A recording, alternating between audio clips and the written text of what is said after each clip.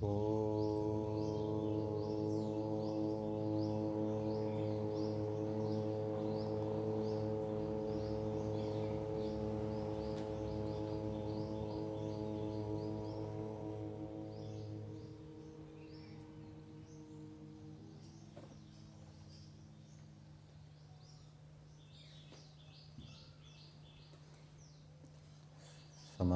धार्मिक सज्जन वृंद, सत्यार्थ प्रकाश के नवम समोल्लास में महर्षि दयानंद जी लिखते हैं कि जीवात्मा एक क्षण के लिए भी ज्ञान, कर्म और उपासना से रहित नहीं होता और जीवात्मा की इस विशेषता को ध्यान में रखते हुए ही परमेश्वर ने सृष्टि के प्रारंभ में वेदों का उपदेश दिया। ऋग्वेद का संबंध ज्ञान के साथ है, उसके अंदर सृष्टिस्थ पदार्थों का ज्ञान कराया गया है। यजुर्वेद का संबंध प्रमुखता से कर्म के साथ है, कौन से कर्म करने चाहिए उनको बताया गया है। सत्य बोलना चाहिए, परोपकार करना चाहिए, ईश्वर का ध्यान करना चाहिए आदि आदि। कौन से कर्म नहीं करने चाहिए उनके विषय में बताया। चोरी नहीं करनी चाहिए, झूठ नहीं बोलना चाहिए, आलस्य प्रमाद नहीं करना चाहिए। और उपासना के लिए सामवेद है, सामवेद में उपासना बताई गई है। ईश्वर की भी उपासना करनी है, विद्वानों की भी उपासना करनी है, परंतु सबसे अधिक उपास्य इष्ट देव परमेश्वर है। माता पिता विद्वान यदि वेद के विरुद्ध, ईश्वर के गुण कर्म स्वभाव के विरुद्ध यदि उपदेश देते हैं तो वो ग्रहण करने योग्य नहीं है। वेद के 6 अंग हैं। कौन कौन से? शिक्षा, कल्प, व्याकरण, निरुक्त, छंद और ज्योतिष। और 6 उपांग हैं। अंग सीधे सहयोगी होते हैं और उपांग परंपरा से वेदार्थ में सहयोगी होते हैं। इसमें दृष्टांत दिया गया है, जैसे शरीर है, हाथ शरीर का अंग है और जो अंगुलियां हैं वो उपांग है। इसी प्रकार से उपांग जो दर्शन है, 6 दर्शन, वो सीधे सहयोगी नहीं होते वेदार्थ में। जैसे उदाहरण के लिए 2 दर्शन हैं, एक वेदांत दर्शन और दूसरा मीमांसा। मीमांसा के अंदर शतपथ ब्राह्मण के वाक्यों के अर्थ की मीमांसा की गई है, कौन सा अर्थ होना चाहिए। और वेदांत दर्शन के अंदर उपनिषद, जिसको आरण्यक भी कहते हैं, उसके वाक्यों के अर्थ की मीमांसा की गई है कि इस वाक्य का कौन सा अर्थ होना चाहिए। इन दर्शनों में वेद के वाक्य नहीं लिए गए। किसके वाक्य लिए गए हैं? या तो शतपथ ब्राह्मण के वाक्य लिए गए हैं या उपनिषद के वाक्य लिए गए हैं और इन वाक्यों के अर्थ की मीमांसा की गई है। तो इससे क्या स्पष्ट हुआ कि ये जो दर्शन है ये सीधे वेदार्थ में सहयोगी नहीं है। और उसके आधार पे जो शतपथ ब्राह्मण के वाक्यों की मीमांसा की गई है अथवा उपनिषद के वाक्यों की मीमांसा की गई है, उसके आधार पे हम वेदों के अर्थ करने में समर्थ होते हैं। वो वेदों का अर्थ करने में सहयोगी बनते हैं, उससे हमारी वेदार्थ करने में योग्यता बनती है। तो ये 6 अंग हैं, 6 उपांग हैं। 6 अंगों में भी ब्राह्मण के विषय में बताया गया है महाभाष्य में ब्राह्मणेन निष्कारणो धर्मः षडंगो वेदो अध्येय जेयश्च। ब्राह्मण का ये लौकिक फल की आकांक्षा से रहित कर्म है, धर्म है कि वो 6 अंगों सहित वेद को पढ़े और उसको जाने। और फिर आगे लिखा है प्रधानम च षट्सु अंगेषु व्याकरणम। उन 6 अंगों में व्याकरण क्या है? प्रधान। प्रधाने च कृतो यत्नः फलवान भवति। और प्रधान में किया गया जो यत्न है वो फलवान होता है।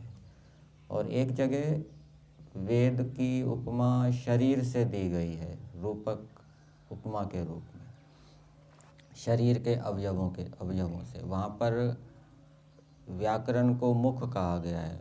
मुखम व्याकरणम स्मृतम। जो वेद को शरीर के अवयवों के रूप में दर्शाया गया है, वहाँ पे व्याकरण जो है, वेद के जो अंग हैं उनको शरीर के अवयवों के रूप में जो उपमा दी गई है, वहाँ पे अंगों में मुख को व्याकरण कहा गया है।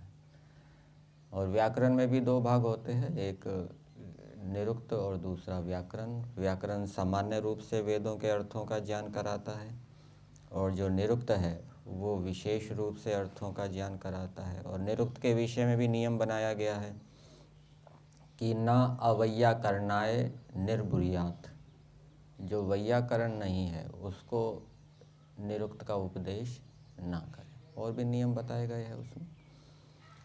तो वेदों के माध्यम से हमें सृष्टिस्थ पदार्थों के गुणों का बोध होता है।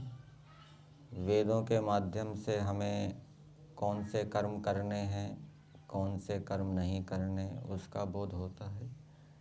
और वेदों के माध्यम से हमें किसकी उपासना करनी है, किससे प्रेम करना है, उसका हमें बोध होता है। तो जो वेदों के अनुकूल चलता है, वेदों में जो व्रत बताए गए हैं, वेदों में जो नियम बताए गए हैं, वेदों में जो कर्म बताए गए हैं, उन कर्मों में, व्रतों में जो दृढ़ होता है। अथर्ववेद के अंदर एक उपमा दी गई है, पहाड़ की उपमा दी गई है। पहाड़ की संस्कृत क्या होती है? अद्रि।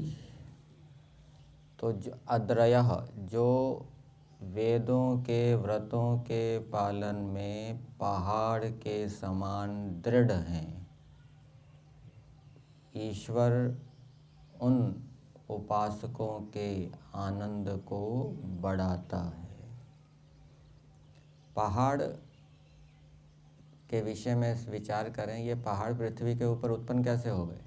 ये जो पृथ्वी है ये सूर्य का अंश बताया जाता है। तो जब प्रारंभ में पृथ्वी सूर्य से पृथक हुई तो उस समय ये पृथ्वी आग का गोला थी। फिर धीरे धीरे ठंडी हुई। फिर ठंडी होने पर वो गरम गरम लावा आदि द्रव्य थे, वो धीरे धीरे और ठंडे होते गए। जैसे हम वो बनाते हैं, दाल बनाते हैं या राब बनाते हैं या हलवा बनाते हैं, शुरू में वो पानी अधिक होता है, फिर धीरे धीरे वो गाढ़ा होता जाता है, गाढ़ा होता जाता है। फिर उसमें छोटे छोटे बुलबुले उड़ते, उफाक आदि आते हैं। तो इसी प्रकार से जैसे जैसे पृथ्वी ठंडी होती गई तो वो गरम गरम जो लावा आदि द्रव्य था वो कहीं उठता, जैसे वो हलवा बनाते हैं ना, धीरे धीरे गाढ़ा होता है तो कहीं वहाँ उबाला आया, वहाँ आया, वहाँ आया, तो कहीं वहाँ उभरा, फिर बैठ गया, फिर उभरा वहाँ, फिर बैठ गया।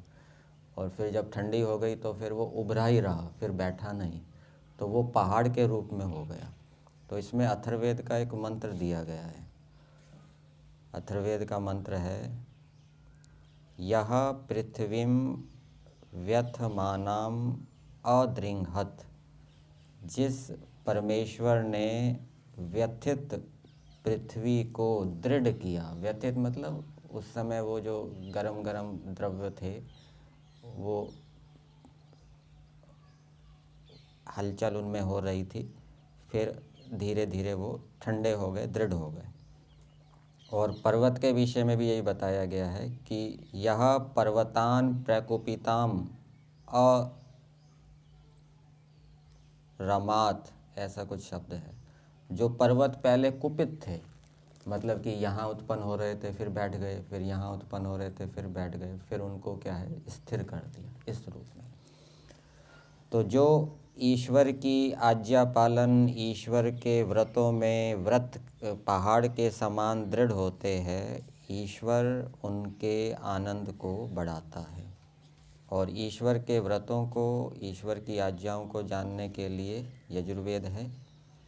कल हमने यजुर्वेद के 34वें अध्याय का 16वें मंत्र के ऊपर विचार किया था। और कल के मंत्र में मनुष्यों के लिए उपदेश था कि मनुष्यों को विद्या और धर्म को बढ़ाना चाहिए। और विद्या और धर्म कैसे बढ़ते हैं? एक तो विद्या पठन पाठन से विद्या बढ़ती है, और धर्म का आचरण और उसका उपदेश करने से धर्म बढ़ता है। और दूसरा उपाय मंत्र के अंदर क्या बताया था? विद्या और धर्म किससे बढ़ते हैं? जो विद्वान हैं, जो धार्मिक व्यक्ति हैं, उनका सत्कार करने से, उनका यदि हम सत्कार करते हैं तो विद्या और धर्म बढ़ते हैं। तो वेद का आदेश था कि धार्मिक और विद्वान व्यक्तियों का सम्मान करके, सत्कार करके संसार के अंदर विद्या और धर्म को बढ़ाओ।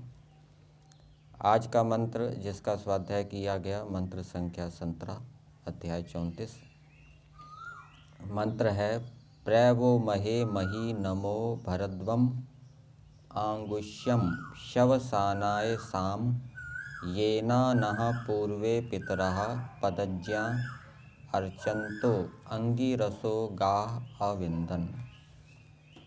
इस मंत्र का देवता है इंद्र, और इस मंत्र की भूमिका में दिया है कौन पितर लोग हैं। पितर किसको कहते हैं? किसको कहते हैं पितर? जो ज्ञानी हैं और ज्ञानी होने के साथ साथ ज्ञान देकर रक्षा करते हैं, उनको पितर कहा जाता है। यहाँ पर इस मंत्र के भावार्थ में इस प्रश्न का उत्तर मिलेगा, पितर कौन है। तो मंत्र के भावार्थ में दिया है, हे मनुष्यों, जो विद्वान लोग तुमको विद्या और उत्तम शिक्षा से पंडित धर्मात्मा करें। पंडित किसको कहते हैं? पंडा अस्य संजाता इति पंडित। जिसकी बुद्धि उत्पन्न हो गई है, कैसी बुद्धि? विद्या से युक्त जिसकी बुद्धि उत्पन्न हो गई है उसको पंडित कहते हैं, विद्वान कहेंगे। तो जो उत्तम शिक्षा से पंडित धर्मात्मा करें, उन्हीं प्रथम पंडित लोगों को तुम पितर जानो। तो पितर कौन है? जो विद्वान हैं, धार्मिक हैं, और विद्वान और धार्मिक होने के साथ साथ जो दूसरों को अच्छी शिक्षा देकर, विद्या देकर उनको भी धार्मिक विद्वान बनाते हैं, उनको पितर कहते हैं। तो ये पितर हैं। अब मंत्र के शब्दों को देखते हैं। पितरों का क्या है? सम्मान करना चाहिए। 5 महायज्ञों में एक यज्ञ कौन सा है? पितृयज्ञ। पितृयज्ञ का मतलब क्या होता है? पितृयज्ञ में 2 भाग हैं, एक श्राद्ध और दूसरा तर्पण। तो पितरों की श्रद्धापूर्वक सेवा करना और उनको तृप्त करना, उनको प्रसन्न करना, ये पितृयज्ञ कहलाता है। ये वेद का आदेश है, ईश्वर का संदेश है। अब मंत्र के शब्दों को देखते हैं। पदार्थ में दिया है, हे मनुष्यों, जैसे पदज्ञः। पितर कैसे होते हैं? पितर कौन है?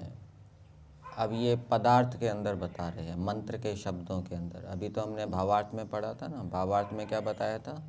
जो विद्वान हैं और दूसरों को विद्या देते हैं वो पितर हैं। अब मंत्र के शब्दों के अंदर पितरों की विशेषता बताई गई है। तो एक विशेषता बताई, पदज्ञः। पद किसको कहते हैं? जो जानने योग्य है, जो प्राप्त होने योग्य है, उसको पद कहते हैं। यहाँ पर संस्कृत भाग में दिया है, ये पदम ज्ञातव्यम प्रापणीयम आत्मस्वरूपम। जो जानने योग्य है, प्राप्त करने योग्य है। तो पितर जानने योग्य, प्राप्त होने योग्य आत्मा परमात्मा को जानने वाले होते हैं। पितर कैसे होते हैं? आत्मज्ञानम, आत्मा परमात्मा को जानने वाले होते हैं। आत्मा परमात्मा के स्वरूप को जानने वाले होते हैं। आत्मा का स्वरूप क्या है? आत्मा अनुरूप है, निराकार है, नित्य है, अविनाशी है, अल्पज्य है, अल्प सामर्थ्य वाला है, कर्म करने में स्वतंत्र है, परंतु फल भोगने में ईश्वर की न्याय व्यवस्था में परतंत्र है। ये आत्मा का स्वरूप है, गुण कर्म है। और ईश्वर का स्वरूप क्या है? ईश्वर निराकार है, चेतन है, सर्वव्यापक है, सृष्टि को बनाने वाला है, सृष्टि को चलाने वाला है, वेदों का ज्ञान देने वाला है। तो पितर लोग पदज्ञ होते हैं, आत्मा और परमात्मा के स्वरूप को जानने वाले होते हैं। फिर दूसरी बात बताई आगे, जैसे पदज्ञ आत्मा और परमात्मा को जानने वाले नहा हमारा अर्चनतः सत्कार करते हुए। तो पितर लोग सत्कार करते हैं हमारा, हम कौन? हम धार्मिक लोगों का। पितर लोग धार्मिक विद्यार्थी को पढ़ाते हैं, उद्दंड विद्यार्थी को नहीं पढ़ाते। जो किसी नियम अनुशासन में ना रहे उसको नहीं पढ़ाते, उसका सत्कार नहीं करते, उसको विद्या नहीं देते। तो वेद के अंदर जहाँ भी हम शब्द आए ना, वहाँ पर क्या लेना चाहिए? हम धार्मिक व्यक्तियों का। तो हमारा सत्कार करते हुए अंगिरसः, सब सृष्टि की विद्या के अवयवों को जानने वाले। तो ये दूसरी बात बताई। पितर पहले क्या बताया? वो आत्मा परमात्मा के विषय में जानने वाले होते हैं। दूसरी बात क्या बताई? अंगिरसः, सृष्टि के विद्या को जानने वाले हैं, सृष्टि की विद्या के अंग को जानने वाले हैं। सृष्टि की विद्या के अनेक अंग हैं, भूगोल विद्या, खगोल विद्या, रसायन विद्या, कृषि विद्या, गणित विद्या, भौतिक विद्या, ठीक है ना। इन सभी अंगों को जो जानने वाले होते हैं, वो कोई किसी में विशेषज्ञ होगा, कोई किसी में विशेषज्ञ होगा। इस प्रकार से ये पितर कहलाते हैं, जो अलग अलग विद्याओं में कुशल हैं, निष्णात हैं। तो ऐसे जो पितर हैं, फिर आगे बताया पूर्वे पूर्वजाः, वो हमसे पहले विद्वान बने हुए हैं, हमसे पहले वो उत्पन्न हुए हैं, हमसे पहले विद्वान बने हैं, हमसे पहले वो सीखे हैं, पढ़े हैं, अवस्था से बड़े हैं, ज्ञान से बड़े हैं, विद्या से बड़े हैं। तो वो पूर्वजा है।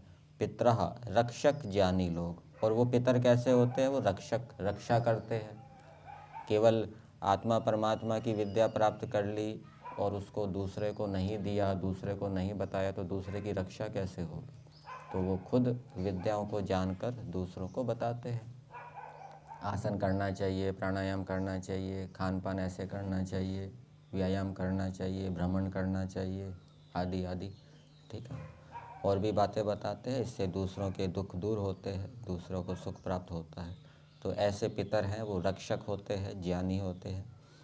तो ऐसे पितर रक्षक ज्ञानी लोग, येन जिससे, महे बड़े, शवसानाय, ब्रह्मचर्य और उत्तम शिक्षा से शरीर और आत्मा के बल से युक्त जन और तुम लोगों के अर्थ सत्कार व बल के लिए आंगुष्यम उपयोगी सामवेद और गाहा सुशिक्षित वाणियों को अविंदन प्राप्त कराएं। और पितर क्या करते हैं? जो ब्रह्मचारी है, जो जितेंद्रिय है, जो धार्मिक है, ऐसे विद्यार्थी को, ऐसे शिष्य को वो विद्या देते हैं, वेदों की विद्या देते हैं, उनको पढ़ाते हैं। हर किसी को नहीं पढ़ाते, जो जितेंद्रिय है, धार्मिक है, उसको वो विद्या देते हैं, उसको पढ़ाते हैं। यहाँ पर जो सामवेद दिया है, सामवेद उपलक्षण के रूप में समझना चाहिए और दूसरे वेदों का भी ग्रहण हो जाएगा। मतलब कि वो जो जो विद्याएं उनके पास हैं, तो जो जितेंद्रिय धार्मिक व्यक्ति है उसको वो विद्याएं देते हैं। और जो उत्तम शिक्षा से युक्त है, ब्रह्मचारी आदि है, और गाहा सुशिक्षित वाणियों को प्राप्त कराएं। कैसे बोलना है और कैसे व्यवहार करना है, और भी दूसरी जो सुशिक्षित वाणियाँ हैं उनको वो प्राप्त कराते हैं। उसी के लिए तुम लोग मही महत् सत्कार के लिए नमः उत्तम कर्म व अन्न को धारण करो। तो यहाँ पे कहा गया है कि जो पितर लोग आत्मा परमात्मा को जानने वाले हैं, जो भिन्न भिन्न विद्याओं में कुशल हैं और उन विद्याओं को देकर दूसरों की रक्षा करते हैं, और जो धार्मिक जितेंद्रिय विद्यार्थियों को, शिष्यों को विद्या देते हैं, तो ऐसे पितर लोगों का तुम अन्न और कर्म से उनका सत्कार करो, उनको धारण करो। अर्थात उनको खाने पीने की सुविधाओं दो और उनको उत्तम कर्म से, अर्थात अच्छे कर्म करके उनको प्रसन्न करो, अथवा सेवा आदि से उनको प्रसन्न करो। कभी रोगी हो जाते हैं, बीमार हो जाते हैं, तो उनकी सेवा आदि करो। तो ये वेद का आदेश है।